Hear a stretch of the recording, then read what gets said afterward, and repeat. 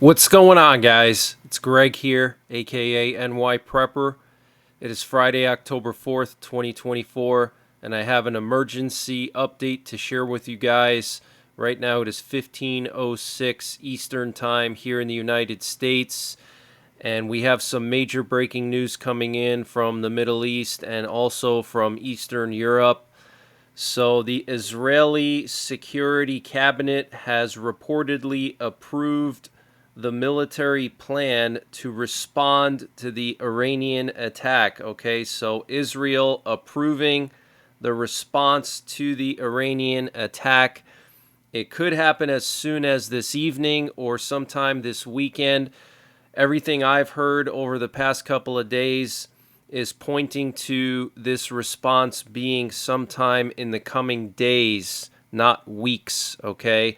So I do have my 24/7 continuous monitoring live stream up right now. You can go there to exchange information with people in the chat. You can listen to our nuclear forces. I have a radio with a 400-foot antenna in my backyard that's piped into the live stream. So if there's any indications of something going down, you'll probably know if you're in the live stream. And speaking of that, last night at around midnight, starting from midnight Eastern Time to about 2 a.m. Eastern Time, we had over a dozen nuclear attack options broadcasted back to back, which is extremely unusual for that late at night. And this afternoon, we have U.S. nuclear forces on high alert. Here you can see two nuclear war command and control planes up in the air, a B-52 nuclear bomber up in the air, and also, very interesting, two nuke sniffers up in the air, which is unusual. Normally, you don't see more than one of these up in the air, but here you can actually see two of them, one over southeastern Wyoming near Cheyenne, and then one in Nebraska. These planes can detect radiation in the atmosphere. Here we have the B-52 over southern Louisiana, one of the nuclear war command and control planes making its way over the Ozarks. And then we have one nuclear war command and control plane off the coast of North Carolina. So our nuclear forces are on high alert, guys. This could happen any hour, any day now. It's not going to be long, okay? And when that happens, you can bet that I will do live coverage. And I am very concerned that this could escalate into a major war. Potentially Russia could get involved.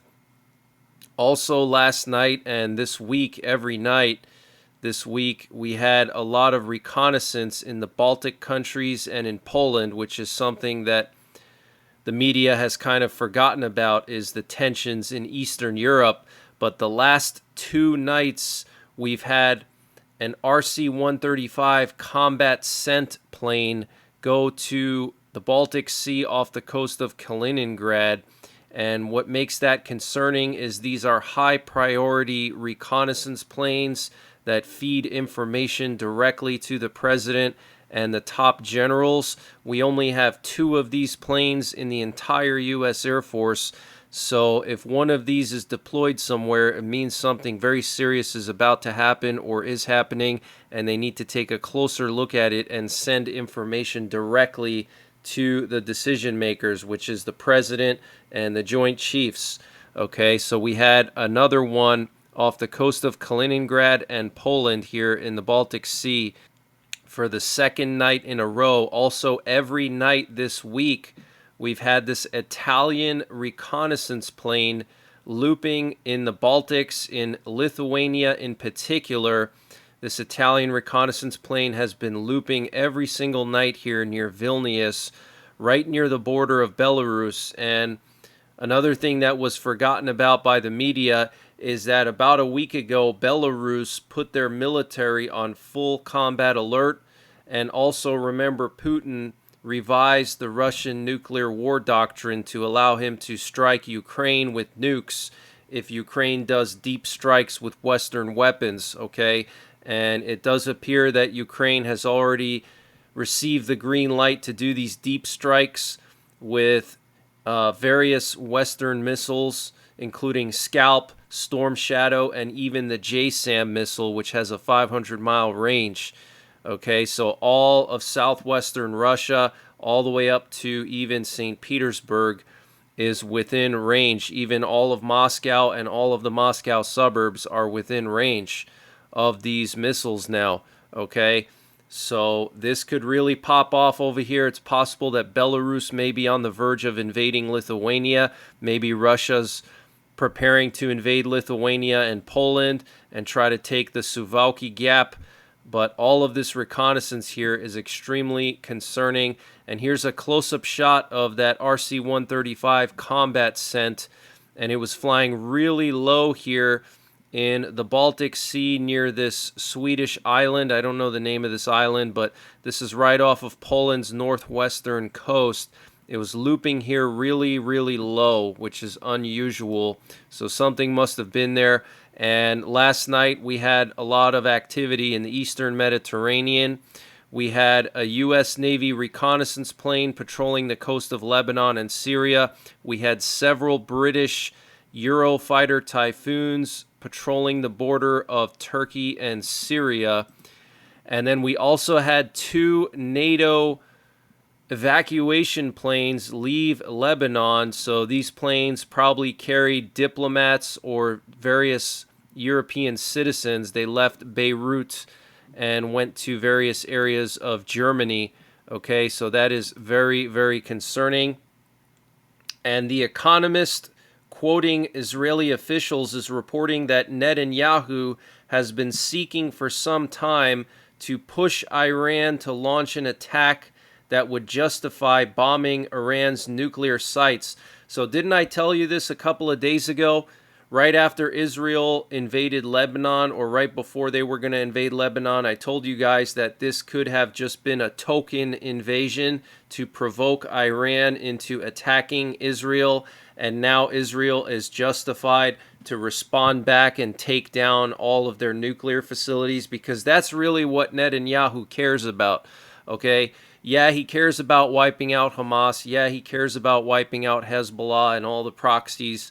But that's not the main issue for Israel. That's not the existential threat to Israel. The existential threat to Israel, the threat to Israel's survival as a nation, is Iran getting nuclear weapons, and Israel will not allow that to happen. Okay, remember, Israel has their own nuclear weapons, and if necessary, they could annihilate Iran with nuclear weapons. Okay, we don't want that to happen. So it's better that Israel strikes them now and takes out their nuclear facilities now with conventional weapons, rather than in the future, let's say 5 or 10 years from now, Iran gets nuclear weapons. Let's say they build like 50 warheads. And then at that point, Israel's going to annihilate their nuclear sites with their nuclear weapons, okay?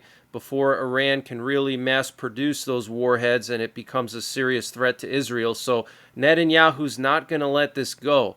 Okay, he's not going to allow Iran to get nuclear weapons, regardless of what Biden says or what Europe says or what all these liberals say. He's not going to allow it because it's a threat to Israel's survival.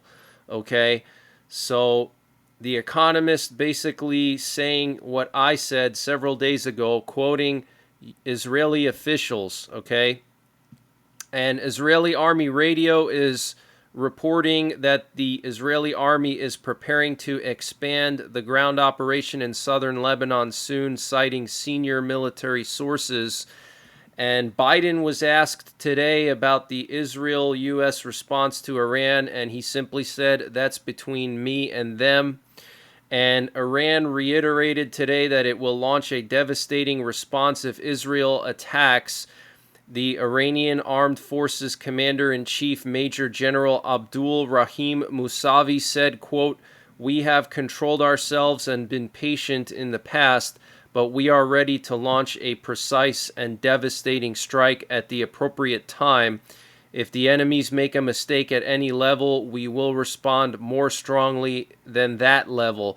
Okay, so once again, Iran threatening to respond with a devastating strike on Israel. So Israel's going to have to really do a big strike. Okay, they can't do like some minor half-ass strike on Iran like Biden probably wants them to do, because if they do a half-ass strike, Iran is going to respond regardless. Okay, so they have to go big and destroy as much as possible, especially Iran's missile facilities, so they cannot launch these missiles at Israel anymore.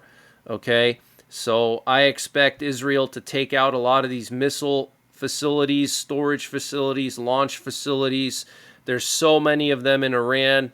We've gone over them in the live streams late at night. I've done deep dives on all of the Iranian missile sites. They have hundreds of bunkers in their mountains. It's going to be hard for Israel to take all of those out, but they can take out a lot of them, and especially the nuclear sites, okay? And the supreme leader of Iran, the Ayatollah Khamenei, gave a rare Friday sermon stating that Iran won't back down and Israel won't last long, and praised the Hamas October 7 massacre. Holding a rifle in his hand at the sermon, he said Israel will never defeat Hamas and Hezbollah, and called the missile attack minimum punishment for Zionist crimes. And this update was sponsored by My Patriot Supply. Guys, My Patriot Supply is doing a discount on their 1 month emergency food supply. And to get the deal, you got to go to preparewithnyprepper.com, and the link is in the description below this video. This is a 1 month freeze-dried food supply. It has a 25-year shelf life. Normal price is $237. They've dropped it down to $177. So that's a savings of $60. And it's all packed within 2 rugged, water-resistant buckets. Free shipping is included. $177 for 1 month of food. Where are you going to find a deal like that? So use the link preparewithnyprepper.com to get $60 off the My Patriot Supply 1 month emergency food supply. That's $180 for 1 month of food, free shipping included. The link is in the description below this video. So that is absolutely crazy, guys. The leader of Iran, the Ayatollah Khamenei, praising the October 7 massacre, holding a rifle in his hand, saying that the missile attack was minimum punishment, and that Israel will never defeat Hamas and Hezbollah. Absolutely insane. Okay, so Iran is not backing down. And the semi-official Iranian news agency SNN quoted the IRGC deputy commander Ali Fadavi as saying that if Israel attacks, then Tehran would target Israeli energy and gas installations.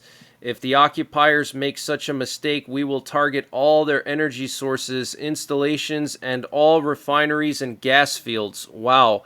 So we've heard Iran threaten to launch a devastating attack on Israeli infrastructure. That was a couple of days ago. And Putin said today that Syria is our ally and we cannot abandon our friends in times of need.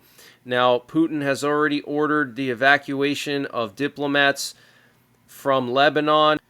And also the Russian foreign minister called on all Russian citizens to leave Lebanon immediately. Okay, so very, very concerning. And this comes just 2 days after Israel struck the weapons depot in the Russian air base in Syria that was being used to supply Hezbollah with weapons. And the Times of Israel is reporting that the U.S. and Israel are discussing joint attacks on southern Iranian oil facilities. And according to reports, the IRGC in Iran are planning to respond to an Israeli attack by attacking oil facilities in Muslim countries, targeting Saudi Arabia, the UAE, and Kuwait. And the Iraqi militias that are funded and supplied by Iran threaten to target oil facilities as well. And the New York Times is reporting, citing anonymous Iranian sources, that Iran asked Russia for satellite intelligence on Israel ahead of Israel's retaliation strike. Wow. Okay, so Iran wants target information and they want Russia to help them. That's crazy. And Iran has evacuated super tankers from their largest oil terminal amid Israeli attack fears.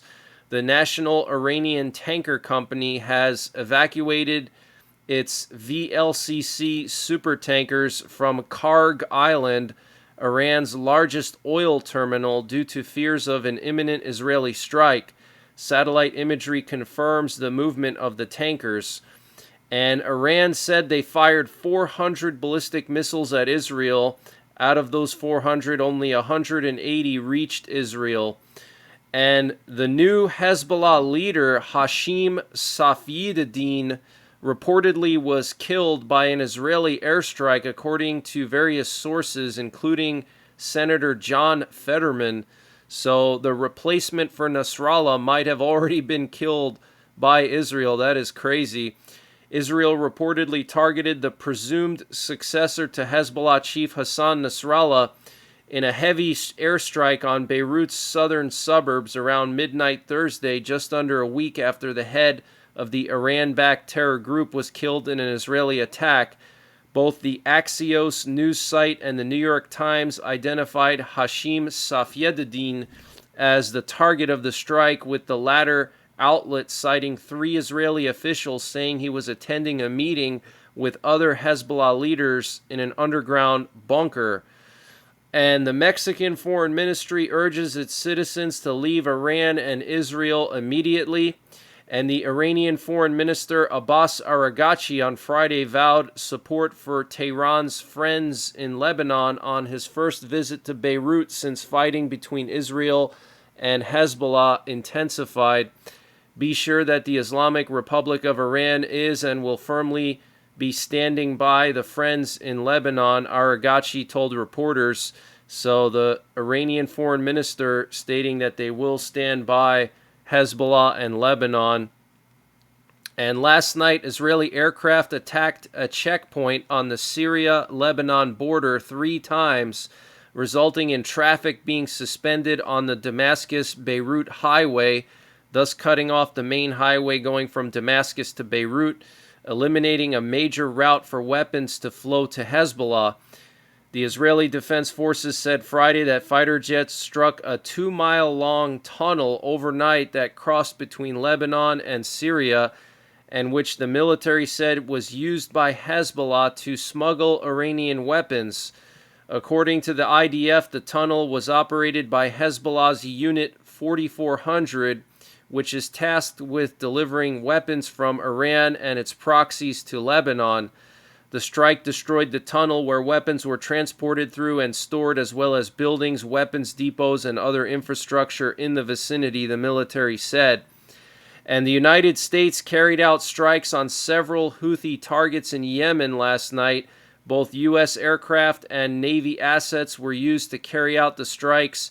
The exact number of targets is not yet known, Fox News reported, citing a U.S. defense official. And 6 North Korean officers are among the dead in yesterday's Ukrainian missile strike on the Russian-occupied Donetsk region of eastern Ukraine. More than 20 soldiers were killed as a result of an October 3rd missile strike near Donetsk, including 6 officers from North Korea who came to confer with their Russian counterparts. 3 more North Korean servicemen were wounded. According to reports from Russian social media, prior to the missile strike, the Russians were demonstrating to North Korean representatives the training of personnel for assault actions and defense. Last year, Ukraine's main intelligence directorate reported the arrival of a limited contingent of servicemen from North Korea to the temporarily occupied territory of Ukraine, including units of engineering troops, indicating active cooperation between Russia and North Korea. So this is totally insane, guys. Okay, Ukraine eliminating multiple North Korean military officers in eastern Ukraine. And Ukraine attacked 2 major oil depots in Russia's Voronezh and Perm regions. And here we have some video footage of an American Bradley infantry fighting vehicle that was destroyed in the Kursk region of Russia. Okay, this was filmed by Russian forces. They captured this destroyed Bradley vehicle. It was being operated by the Ukrainians, and this was supposedly in Kursk. Okay, in Russian territory, we have an American Bradley infantry fighting vehicle being used by the Ukrainians. Okay, you see how this is escalating.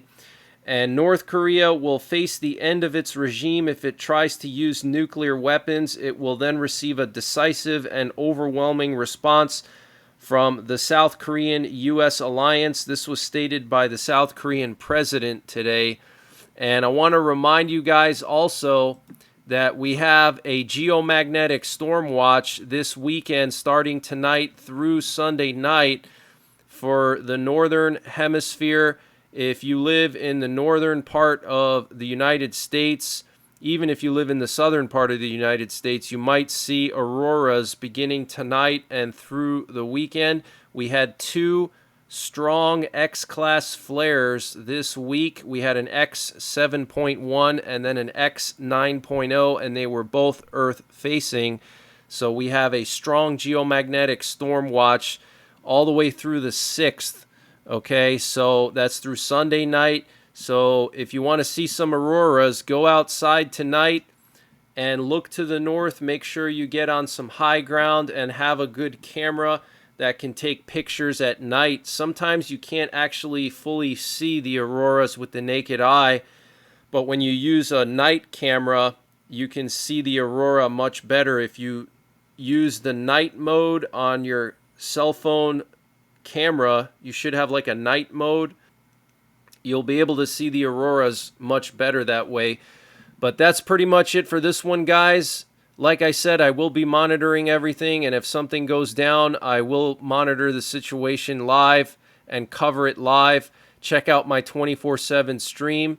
It's up right now, and I might be back later on tonight with another update. So until the next time, take care, God bless, and don't forget the 3 Ps. Prepare, practice, and persevere.